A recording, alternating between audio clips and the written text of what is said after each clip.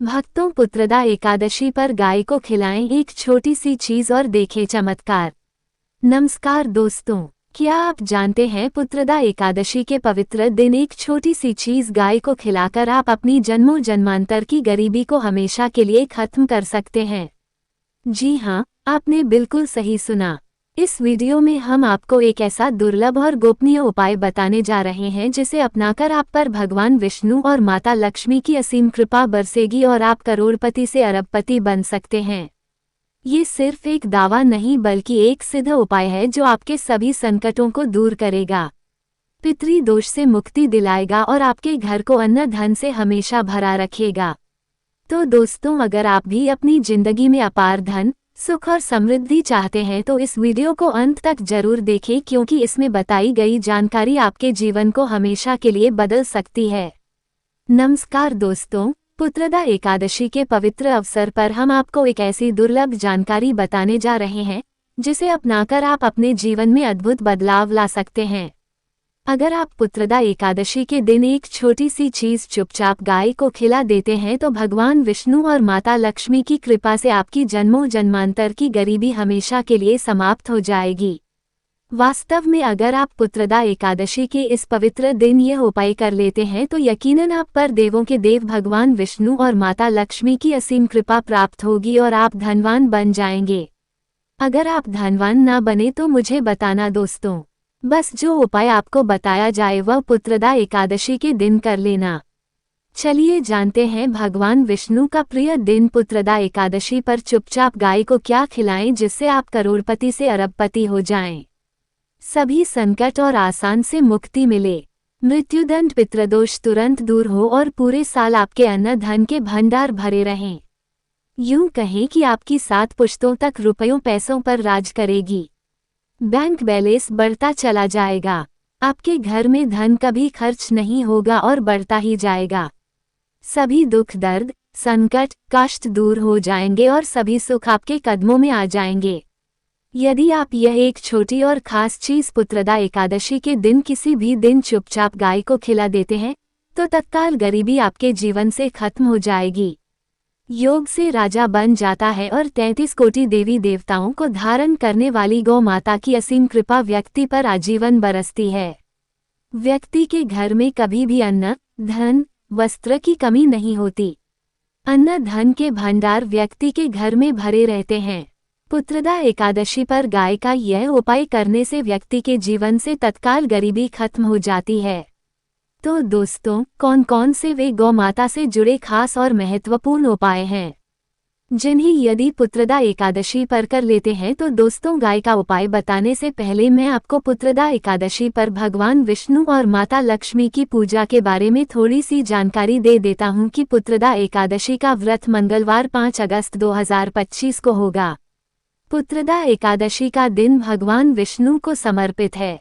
इस दिन भक्त पुत्र प्राप्ति और सुख समृद्धि के लिए व्रत रखते हैं। भगवान विष्णु को प्रसन्न करने का ये सबसे पवित्र दिन है।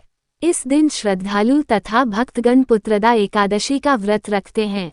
इस व्रत को रखने से मनुष्य के सभी दुखों का नाश हो जाता है और जो भी इच्छा मनुष्य के मन में है, चाहे वह धन को लेकर हो या परिवार को लेकर या उद्योग को लेकर, समस्त प्रकार की इच्छाएं पूरी होती हैं। वैसे तो भगवान विष्णु बड़े ही दयालु हैं, एक लोटा जल से ही प्रसन्न हो जाते हैं, लेकिन इस दिन कुछ ऐसे नियम भी हैं, अगर उनका पालन श्रद्धा और सच्चे मन से कर लिया तो आपकी कितनी भी बड़ी से बड़ी समस्या क्यों ना हो उससे छुटकारा मिल जाएगा। और अगर पुत्रदा एकादशी के इस पवित्र दिन गाय को एक छोटी सी चीज खिला देते हो बिना किसी को बताए तो यकीन मानिए दोस्तों, पुत्रदा एकादशी पर ही करोड़पति बन जाओगे। भगवान विष्णु के प्रिय नंदी जी से संबंधित गौ माता भगवान विष्णु तथा माता लक्ष्मी का ही रूप है।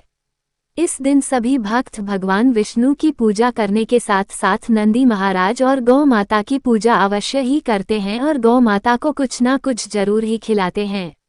इससे मनुष्य के जन्मों जन्मांतर की गरीबी हमेशा के लिए नष्ट हो जाती है। दोस्तों, जिस दिन का इंतजार पूरे साल भर से दुनिया भर के हर पंडित, एस्ट्रोलॉजर और हर हिंदू भाई को रहता है, वह दिन अब आ गया है, क्योंकि ये दिन साल में एक ही बार आता है जो कि भगवान विष्णु का सबसे प्रिय दिन है। दोस्तों, आपकी जानकारी के लिए बता दें, हिंदू धर्म में पुत्रदा एकादशी का दिन बहुत ही धूमधाम से मनाया जाता है। प्रकृति भी पुत्रदा एकादशी के आने का स्वागत करती है। चारों तरफ एक अलग ही दिव्य वातावरण फैला होता है जो कि प्यार की सौगात है। ये दिन प्यार की सौगात को लेकर आता है, इसलिए इस दिन को प्यार का दिन भी बोलते हैं। पुत्रदा एकादशी पर भक्तगण व्रत रखते हैं और इसमें सबसे पहले भगवान विष्णु की पूजा की जाती है, माता लक्ष्मी की पूजा की जाती है, देवी देवताओं की पूजा की जाती है और जो भोग बनाया जाता है वह भगवान विष्णु को भोग लगाया जाता है और गौ माता की पूजा की जाती है। लेकिन इनमें सबसे ज्यादा महत्व पुत्रदा एकादशी का माना जाता है। शास्त्रों में, वेद पुराणों में साफ साफ लिखा हुआ है, पुत्रदा एकादशी का व्रत भगवान विष्णु तथा माता लक्ष्मी जी का आशीर्वाद प्राप्त करने का सबसे सुनहरा दिन होता है। इस दिन भगवान विष्णु बहुत ही ज्यादा प्रसन्न मुद्रा में होते हैं और अपने दोनों हाथों से अपने भक्तों पर कृपा बरसाते हैं। एक तरफ दोस्तों मान्यता है, पुत्रदा एकादशी के दिन जो सूर्य होता है वह अन्य दिनों के मुकाबले सबसे ज्यादा प्रकाशमान होता है। पुत्रदा एकादशी के दिन सूर्य देवता को अर्घ्य दिया जाता है। भक्तगण पुत्रदा एकादशी का व्रत पूर्व जन्म में किए हुए पापों से मुक्ति पाने के लिए रखते हैं। दोस्तों, अगर आप नहीं जानते तो आपकी जानकारी के लिए बता दें, एक व्यक्ति की कुंडली में अगर चंद्र ग्रह की स्थिति अच्छी है तो उस व्यक्ति का भाग्य हमेशा उसका साथ देता है। वह व्यक्ति जिस कार्य को भी शुरू करता है उस कार्य में उसको सफलता प्राप्त होती है। इसीलिए पुत्रदा एकादशी के पवित्र दिन को हमारे हिंदू धर्म में बहुत ही ज्यादा विशेष और खास महत्व दिया गया है। आप लोगों की जानकारी के लिए बता दें, पुत्रदा एकादशी के दिन 62 तरीके के शुभ योग बन रहे हैं। कई सालों के बाद सूर्य का प्रकाश इतना प्रकाशमान होगा जितना कभी नहीं हुआ। 130 साल में ऐसा दुर्लभ संयोग बनने जा रहा है। लक्ष्मी योग, ग्रह योग, नक्षत्र योग, अमृत सिद्धि योग जैसे शुभ योग का निर्माण हो रहा है। पुत्रदा एकादशी के समय में पूरे दिन का व्रत करना भगवान विष्णु का आशीर्वाद प्राप्त होता है और मनोकामना पूर्ण होती है। पुत्रदा एकादशी के दिन ब्रह्म मुहूर्त में सोकर नहीं उठ सकते हैं। किसी पवित्र नदी में जाकर स्नान नहीं कर सकते। पूरे दिन का व्रत नहीं रख सकते हैं।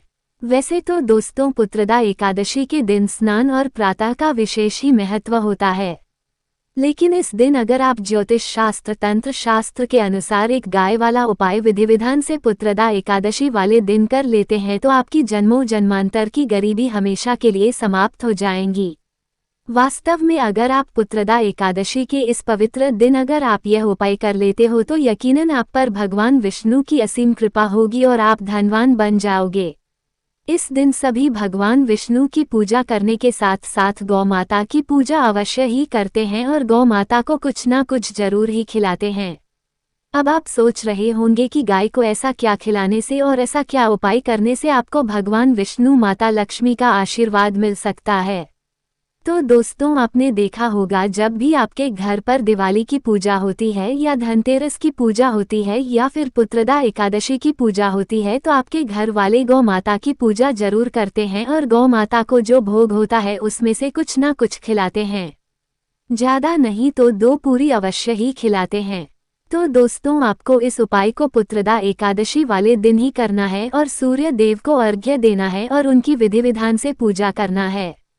इस बार पुत्रदा एकादशी का दिन बहुत ही शुभ योगों के निर्माण द्वारा बन रहा है।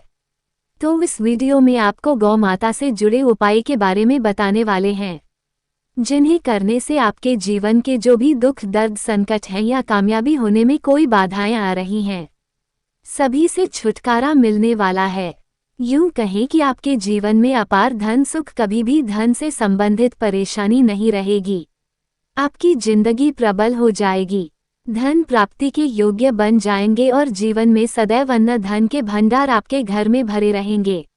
अन्न धन वस्त्र कभी कमी नहीं होगी। आपको बता दें, इस दिन भगवान विष्णु, नंदी महाराज और गाय की पूजा के साथ साथ हनुमान जी, मंगल देवता और भगवान शनिदेव की भी पूजा जरूर करनी चाहिए। आपको बता दें कि इस दिन यदि आप हनुमान जी और मंगल देवता भगवान शनि देव की पूजा करते हैं तो मंगल का ग्रह जनित दोष भी दूर हो जाता है। व्यक्ति के जीवन में धन सुख संपत्ति की प्राप्ति हो जाती है। समस्त मनोकामना व्यक्ति की पूर्ण हो जाती है। दोस्तों, आपको हम बता दें कि ऐसी ज्ञानवर्धक जानकारी आपको हम पैसों में भी बांट सकते थे, पर हमारे चैनल का मकसद है जनहित में जन कल्याण एवं जन सेवा करना। इसलिए आपके लिए जो जानकारी बताते हैं वह फ्री में बताते हैं। इसलिए आप इस वीडियो को भी जरूर लाइक करें। और दोस्तों, मैं आपसे एक अनुरोध और चाहूँगा कि आप अपनी राशि कमेंट बॉक्स में जरूर डाल दें, जिससे कि आपकी राशि के अनुसार हम आपको कुछ ऐसे उपाय बता सकें जिससे आपको लाभ की प्राप्ति हो, क्योंकि हम राशि से जुड़े उपाय भी आपको बताते हैं। तो आप कमेंट बॉक्स में अपनी राशि हमें जरूर बताएं या अपना नाम बताएं, जिससे आपके लिए कुछ हम ऐसे उपाय बता सकें। साथ में जय गौ माता अवश्य लिखें। दोस्तों, साथ ही साथ एक उपाय तो जरूर करना है। गाय का उपाय बताने से पहले एक उपाय आपको बता दें। इस उपाय को लाइक जरूर करें। क्या करें कि शाम के समय पीपल के पेड़ के नीचे आपको सरसों का चौमुखी दीपक, आटे का दीपक बनाना है। चौमुखी दीपक में आटे की बाती लगाकर सरसों के तेल का दीपक जला देना है। आटे का दीपक बनाएं। जो मुख्य तेल डालें उसमें बाती ही डालें। लाल वाली कलावे की दीपक जला दें। 4-4 बाती लगाकर चारों दीपक मतलब 4 भाग उसके बन जाए। हर एक भाग को जलाएं और बीच में 2 सबूत फूल वाले लौंग भी डाल दें। फिर देखिए कैसे चमत्कार आपके जीवन में होता है। शाम के समय जलाकर उसे छोड़ें। मनोकामना मांगकर छोड़ दें। दोस्तों, अभी तक अपने चैनल को सब्सक्राइब ना किया हो तो जरूर कर लें। इससे आपको और भी ज्ञानवर्धक जानकारी सीधे माध्यम से प्राप्त हो सके। दोस्तों, ये गौ माता वाला उपाय बहुत ही प्रभावशाली उपाय बताया मैंने आपको। इस उपाय को जरूर करें। बहुत ही लाभकारी उपाय बताया है। बहुत ही आपको लाभ देगा यह उपाय। और अब बात करें गौ माता से जुड़े कौन कौन से उपाय आपको इस दिन मतलब गाय से जुड़े, जिन्हें करने से व्यक्ति को 7 पीढ़ियों तक बैंक बैलेंस की कमी नहीं होती। दुख दर्द संकट कष्ट दूर हो जाते हैं और सभी सुख व्यक्ति के कदमों में आ जाते हैं। तो दोस्तों, पुत्रदा एकादशी के दिन आपको भगवान विष्णु की विधि विधान से पूजा करना है और उसी के साथ गौ माता की पूजा अवश्य करना है। और गौ माता को जो भोग पुत्रदा एकादशी पूजा के लिए बनाया गया था, उस भोग से 2 पूरी जरूर ही खिला देनी है। सूखी पूरी नहीं खिलाना है। पूरी के ऊपर आप मिठाई या कोई सब्जियां, हलवा जो भी बनाया है वह आपको गौ माता को जरूर ही खिलाना है। दोस्तों, हर एक और मांगलिक काम में गौ माता या उनसे जुड़ी चीज जैसे गाय का गोबर, गोमूत्र, गाय का दूध अथवा गाय के दूध से बना घी जरूर शामिल करें। इससे आपको पुण्य भाव की प्राप्ति होगी। सनातन परंपरा के अनुसार जिस घर में गाय होती है उस घर से जुड़े सभी वास्तु दोष स्वयं खत्म हो जाते हैं, क्योंकि पंचगव्य के बिना कोई भी पूजा पाठ और हवन सफल नहीं होता। दोस्तों, पुत्रदा एकादशी पर एक बार हो सके तो परिवार सहित एक बार गौशाला जाने का नियम जरूर बनाएं और हो सके तो गायों को हरा चारा जरूर खिलाएं, जिससे सभी वास्तु दोष शांत हो जाते हैं। दोस्तों, आपका प्रिय चैनल कभी किसी को भी गलत जानकारी नहीं देगा, इसलिए किसी के बहकावे में ना आए, क्योंकि कुछ लोग ऐसे होते हैं जिन्हें वास्तुशास्त्र का ज्ञान नहीं होता है और इनसे जुड़े दोषों का निदान हो जाता है। गर्मियों में गौ माता को पानी पिलाएं और सर्दी में गौ माता को गुड़ जरूर खिलाएं। ध्यान रखें कि पुत्रदा एकादशी वाले दिन गौ माता को गुड़ जरूर ही खिलाना है। गर्मियों में गाय को गुड़ ना खिलाएं। अनेक देवी देवताओं को अपने शरीर पर धारण करने वाली गौ माता से जुड़े कई शुभ और अशुभ संकेत भी होते हैं। मतलब गाय का दूध दूहते समय यदि गाय ठोकर मार दे और सारा दूध बिखर जाए तो अपशगुन होता है।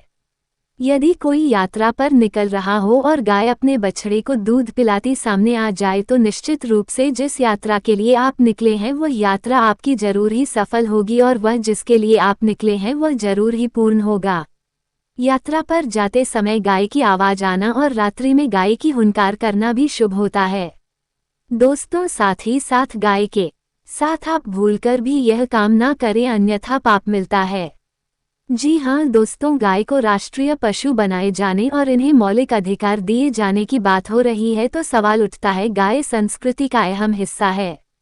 तभी गाय के साथ लोग खराब व्यवहार कैसे कर लेते हैं और जैसे ही दूध देना बंद कर देती है तो लोग इन्हें उनकी किस्मत पर छोड़ देते हैं सड़कों पर और गलियों में भटकने के लिए। ऐसे में गूंज को कोई डंडे मारता है तो कोई उन पर पानी डाल देता है। कई बार चोट लग जाती है तो कभी बीमार होकर बेचारी गाय दम तोड़ देती है। ऐसे में जरूरत है इन बातों को जानने की। गाय को लेकर शास्त्रों में क्या कहा गया है, आपको कैसा व्यवहार करना चाहिए। दोस्तों, गाय को कभी भी मारना पीटना नहीं चाहिए। शास्त्रों में गाय को माता का दर्जा दिया गया है। गाय को मारने वाला माता को मारने पीटने वाले के समान पाप का भागी समझा जाता है। नरक लोक में वर्षों तक कष्ट भोगना पड़ता है। अगला जन्म पशु योनि में मिलता है। गौतम मुनि ने गलती से गाय को डंडा मार दिया था, जिस गाय की मृत्यु हो गई थी, और इस पाप से मुक्ति के लिए इन्हें वर्षों तक तपस्या करनी पड़ी। इसलिए स्वयं ईश्वर श्री कृष्ण जी ने बैल स्वरूप में आए वृतासुर का वध कर दिया था, जिससे मुक्ति के लिए भगवान श्री कृष्ण को संपूर्ण तीर्थ को एक कुंड में बुलाना पड़ा और इस कुंड में स्नान से वह पाप मुक्त हो गए थे। स्वयं भगवान भी इस श्राप से नहीं बच पाए तो हम तो इंसान ही हैं दोस्तों। साथ ही साथ पानी पी रही गाय को भगाते हैं, वह घोर पापी के भागी बनते हैं। ऐसे लोग घर आप से मुक्त होकर स्वर्ग पाए जाते हैं और बड़े ही धनवान कुल में जन्म लेकर सुख भोगते हैं। और साथ ही साथ आराम कर रही गाय को कष्ट देकर कभी भी उठाना नहीं चाहिए। वह जन्म में किए गए जाने अजाने में पापों से मुक्ति हो जाती है और गोलोक में स्थान पाते हैं। गाय को डंडा मारकर उठाना, पानी डालकर उठाने से मनुष्य पाप का भागी बनता है और अगले जन्म में उसे दर दर भटकना पड़ता है। और साथ ही साथ शास्त्रों में बताया गया है, जो लोग गाय की सेवा करते हैं और उनको भोजन खिलाते हैं और उनकी परवरिश अच्छी तरह से करते हैं तो उन लोगों के जीवन की सभी इच्छाएं पूर्ति होती हैं। गाय के बछड़े से बचा हुआ दूध ही मनुष्य को लेना चाहिए, परंतु कुछ लोग एक बार गाय को दूध लेने के बाद फिर से बछड़े के लिए बचा हुआ दूध भी दोह लेते हैं। ऐसा करना घोर पाप कहा जाता है। ऐसे दूध को दोहने वाला और ग्रहण करने वाला भी पाप का भागी बन जाते हैं। दोस्तों, साथ ही साथ शास्त्रों में कहा गया है कि गौवंश मतलब गाय और बैल के पीठ पर नहीं बैठना चाहिए। उनकी पीठ पर बैठने से महापाप लगता है। ऐसे लोगों को नरक की यात्रा भोगनी पड़ती है। एकमात्र देव के अंश से उत्पन्न नंदी ही गौवंश है, जिस पर स्वयं भगवान विष्णु और माता लक्ष्मी सवारी करते हैं। क्योंकि नंदी ने स्वयं अपनी इच्छा से भगवान विष्णु की सवारी बनना स्वीकार किया था। और साथ ही साथ शास्त्रों में गाय के दान को बहुत ही महत्व दिया गया है, परंतु ऐसी गाय का दान कभी नहीं करना चाहिए जो बूढ़ी और बीमार हो। कठोपनिषद में नचिकेता की कथा भी इस संदर्भ में है कि जिस नचिकेता ने पिता द्वारा बूढ़ी गाय को दान करने पर आपत्ति जताई थी, दूध देने वाली और बछड़े सहित जो लोग गाय का दान करते हैं वह महान पुण्य को हासिल करके स्वर्ग में स्थान पाते हैं। दोस्तों, साथ ही साथ सूर्य, चंद्र, मंगल या शुक्र की युति राहु से हो तो पितृ दोष होता है। ये भी मानता है कि सूर्य का संबंध पिता से एवं मंगल का संबंध रक्त से होने के कारण सूर्य यदि शनि, राहु या केतु से युति या दृष्टि हो तथा मंगल की युति राहु या केतु से हो तो पितृदोष होता है। इस दोष से जीवन संघर्ष में बन जाता है। यदि पितृदोष हो तो गाय को प्रतिदिन या किसी भी मंगलवार 5 अगस्त 2025 पुत्रदा एकादशी के दिन रोटी, गुड़, चारा आदि खिलाने से पितृदोष। दोस्तों, हर एक और मांगलिक काम में गौ माता या उनसे जुड़ी चीज जैसे गाय का गोबर, गोमूत्र, गाय का दूध अथवा गाय के दूध से बना घी जरूर शामिल करें। इससे आपको पुण्य भाव की प्राप्ति होगी। सनातन परंपरा के अनुसार जिस घर में गाय होती है उस घर से जुड़े सभी वास्तु दोष स्वयं खत्म हो जाते हैं। गाय के ऊपर जो कुबड़ होती है वह बृहस्पति गुरु है। अतः जन्मत्री में यदि बृहस्पति अपनी नीच राशि मकर में हो या अशुभ शिवलिंग में जा रहे हो और सामने से गौ माता आई हुई दिखाई दे तो गौ माता को अपनी दाहिनी ओर से जाने देना चाहिए। आपकी यात्रा जरूर ही सफल होगी। और साथ ही साथ यह संकेत भी जान लें, यदि आप यात्रा पर जा रहे हैं और सामने आपके गाय पड़ जाए अथवा अपने बछड़े को दूध पिलाती हुई सामने गाय दिखाई दे जाए तो समझ जाना कि वह यात्रा आपके लिए जरूर ही सफल होगी। और साथ ही साथ जिस घर में गाय होती है उसमें वास्तु दोष स्वतः ही खत्म हो जाता है और आप भी रोटी बनाएं। प्रतिदिन ताजी रोटी ही बनाएं। गाय को अगर आपने रोटी बनाई है तो कोशिश करें कि उसे रोटी को आप तुरंत ही गाय को खिला दें। अगर आप उसे रोटी को रख देंगे और उसे रोटी को अगले दिन देंगे तो वह रोटी बासी मानी जाएगी। गाय को कभी भी बासी रोटी ना दें, इससे घर में नकारात्मक ऊर्जा वास करती है और आपकी बिल्कुल भी नहीं बनेंगे। इससे आपके घर में हमेशा दरिद्रता का वास रहेगा और आप जिस भी काम को करेंगे उस काम में आपको हमेशा असफलता ही हाथ लगेगी। इसलिए कोशिश करें गाय को रोजाना ताजी रोटी बनाकर खिलाएं। बासी रोटी गाय को ना दें और साथ ही साथ सड़ी गली चीज गाय को नहीं खिलानी चाहिए कि घर में कोई फल है, कोई सब्जी है, सड़ जाए तो लोग क्या करते हैं, गाय को देते हैं। नहीं, ऐसा नहीं करना चाहिए। ऐसा करने से यदि आप गाय को खिलाते हैं तो आपके भाग्य बन जाते हैं। और साथ ही साथ आप आटे की 11 लोइयां बनाकर उनके ऊपर हल्दी लगाकर इसके बाद गाय को खिलाएं। हर एक लोई को गाय माता को खिला दें। गाय के आप चरणों का स्पर्श करें। दोस्तों, ऐसा करने से आपके समस्त काम बनने लगेंगे। जो दुख का समय चल रहा है वह भी खत्म होगा। आपके जीवन में खुशियां ही खुशियां होंगी और एक बार आप 7 बार गाय की परिक्रमा भी कर ले तो आपके समस्त काम होंगे। और साथ ही साथ आप गाय को जब भी रोटी दें, रोटी पर या तो आप थोड़ी हल्दी लगा लें। अगर अच्छा ना हो तो आप थोड़ा गुड़ रख सकते हैं, थोड़ा घी रख सकते हैं। दोस्तों, गाय को कभी भी सूखी रोटी ना खिलाएं। सूखी का मतलब खाली रोटी नहीं खिलानी। इस बात का ध्यान रखें जब भी आपको शुभ फलों की प्राप्ति होगी।